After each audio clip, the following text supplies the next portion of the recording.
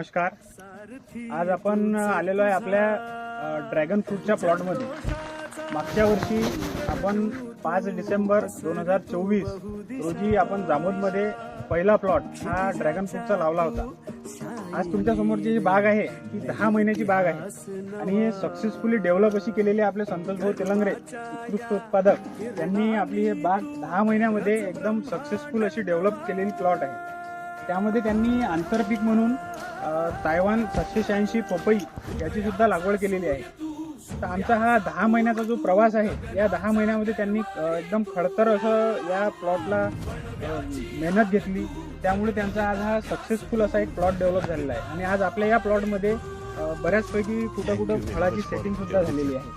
तर तुम्ही अशाच प्रकारे जर तुमचा नवीन टेक्नॉलॉजी नवीन प्लॉट तुम्हाला सुद्धा डेव्हलप करायचे असतील किंवा नवीन पेरूचा प्लॉट झाला तसे ड्रॅगन फ्रूट असे जर नवीन पिकाची जर आवड असली तर तुम्ही संपर्क करू शकता. तुम्हाला अजून काही त्यामध्ये अपडेट्स फक्त ऑनलाईन बघायचे असल्यास तर तुम्ही आमच्या वैभव कृषी केंद्र अकाउंटला फॉलो सुद्धा करू शकता. नमस्कार. आज आपण आलेलो आहे आपल्या ड्रॅगन फ्रूटच्या प्लॉटमध्ये. मागच्या वर्षी आपण 5 डिसेंबर 2024 रोजी आपण जामोदमध्ये पहिला प्लॉट हा ड्रॅगन फ्रूटचा लावला होता. आज तुमच्या समोरची जी बाग आहे ती 10 महिन्याची बाग आहे आणि सक्सेसफुली डेव्हलप अशी केलेली आपले संतोष भाऊ तेलंगरे उत्कृष्ट उत्पादक त्यांनी आपली ही बाग 10 महिन्यामध्ये एकदम सक्सेसफुल अशी डेव्हलप केलेली प्लॉट आहे. त्यामध्ये त्यांनी आंतरपीक म्हणून तायवान 786 पपई याची सुद्धा लागवड केलेली आहे. तर आमचा हा 10 महिन्याचा जो प्रवास आहे या 10 महिन्यामध्ये त्यांनी एकदम खडतर असं या प्लॉटला मेहनत घेतली.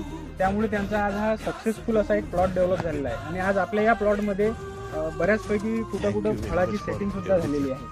तर तुम्ही अशाच प्रकारे जर तुमचा नवीन टेक्नॉलॉजी नवीन प्लॉट तुम्हाला सुद्धा डेव्हलप करायचे असतील किंवा नवीन पेरूचा प्लॉट झाला तसे ड्रॅगन फ्रूट असे जर नवीन पिकाची जर आवड असली तर तुम्ही संपर्क करू शकता. तुम्हाला अजून काही त्यामध्ये अपडेट्स फक्त ऑनलाईन बघायचे असल्यास तर तुम्ही आमच्या वैभव कृषी केंद्र अकाउंटला फॉलो सुद्धा करू शकता.